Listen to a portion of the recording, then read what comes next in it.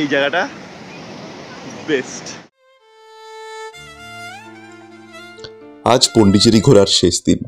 সকালে হোটেল থেকে বেরিয়ে চললাম প্রায় 15 কিলোমিটার দূরে অরোভিল দেখতে।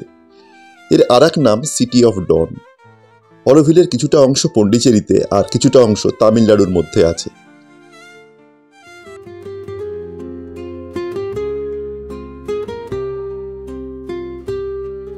(1968 সালে ফরাসি আধ্যাত্মিক গুরু মিরা আলফাসা অরোভিল স্থাপন করেন। অরোভিল একটা এক্সপেরিমেন্টাল টাউনশিপ। আলফাসা বলেছিলেন পৃথিবীর সমস্ত দেশের, জাতির, ধর্মের মানুষ এই অরোভিলে শান্তিতে বাস করতে পারবে।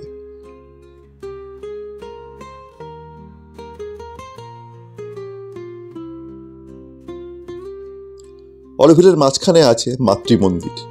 সোনালী রঙের বিশাল এক গোলক, গোল্ড প্লেটেড স্টেনলেস স্টিল দিয়ে তৈরি। এই বিশাল গোলক তৈরি করতে প্রায় 37 বছর সময় লেগেছিল।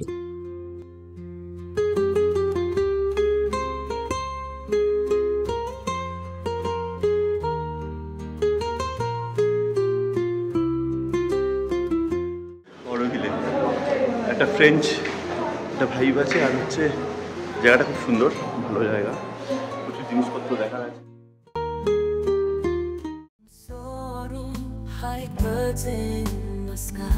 অরোভিল এক অদ্ভুত জায়গা। পৃথিবীর প্রায় সব প্রান্ত থেকে মানুষ এসে এখানে বসবাস করতে পারে। French, German, Italian, Dutch, American, Russian, Spanish, British মিলিয়ে প্রায় 3,500 মানুষ এখন এই শহরে বসবাস করেন।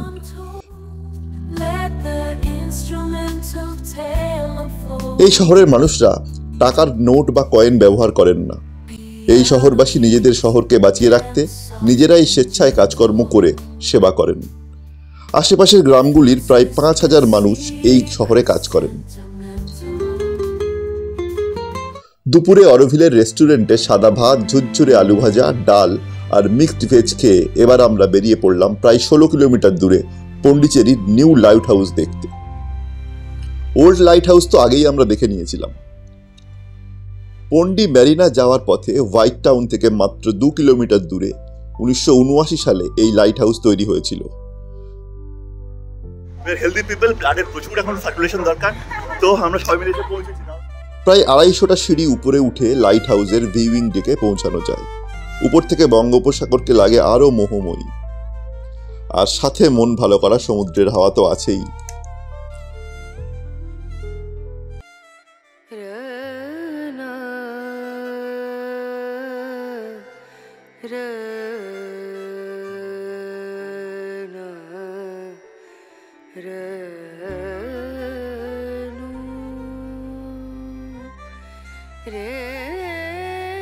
লাইট হাউস দেখে ফিরতে বিকেল হয়ে গেল। এবার যাব আওয়ার লেডি অফ অ্যাঞ্জেলস চার্চে।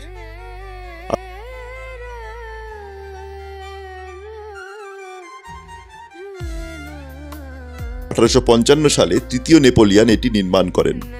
ইতিহাসে আমরা যে নেপোলিয়ানের কথা পড়ি, সেই নেপোলিয়ান বোনাপার্ট এই তৃতীয় নেপোলিয়ানের কাকা ছিলেন।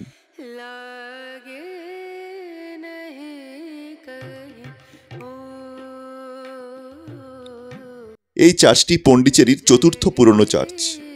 ডুমাস স্ট্রিটে অবস্থিত বলে এর আর এক নাম ডুমাস চার্চ।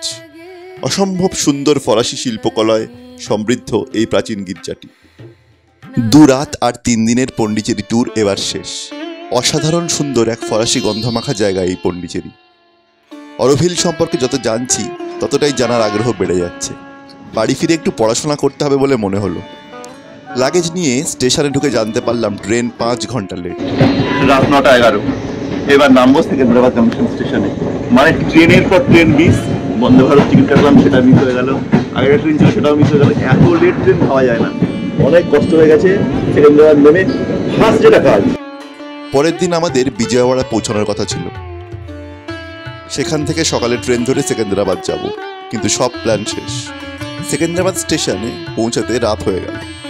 সেকেন্দ্রাবাদকে হায়দ্রাবাদের টুইন সিটি বলা হয়।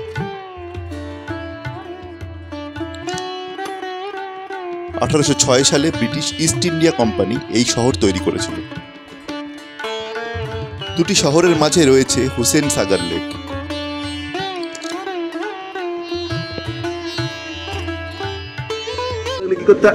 এই কি বিরিয়ানি, প্যারাডাইজ, এক্স্যাক্টলি ওখানেই যাবো। সারাদিন কষ্ট কষ্ট। আমরা যে প্যারাডাইজে বিরিয়ানি যাচ্ছি সেটা হচ্ছে হায়দ্রাবাদের সবচেয়ে ফার্স্ট তৈরি হয়েছিল, যেটা 1953-তে, তখনকার মানে ফার্স্ট তৈরি করা বিরিয়ানি। তো সে এতদিনের পুরোনো বিরিয়ানি খেতে আমরা এখন যাচ্ছি। সেকেন্দ্রাবাদ আসার কারণ ছিল মোট দুটো। এক হলো হায়দ্রাবাদের একটা ছোট্ট ট্যুর নেব, এরপর এক ট্রেন মিস করতে করতে করতে করতে পর্যন্ত এই সেকেন্দ্রাবাদ এসে পৌঁছেছি। এখন আগে যাবো হোটেলে, তারপর হচ্ছে বিরিয়ানি। আর একটা হলো অবশ্যই হায়দ্রাবাদি বিরিয়ানি। আমি 12 বছর আগে একবার এসেছিলাম এখানে। সেই বিরিয়ানির স্বাদ আর আমার আহ্লাদ কতটা বদলেছে সেটাও একবার পরখ করে নেওয়া যাবে।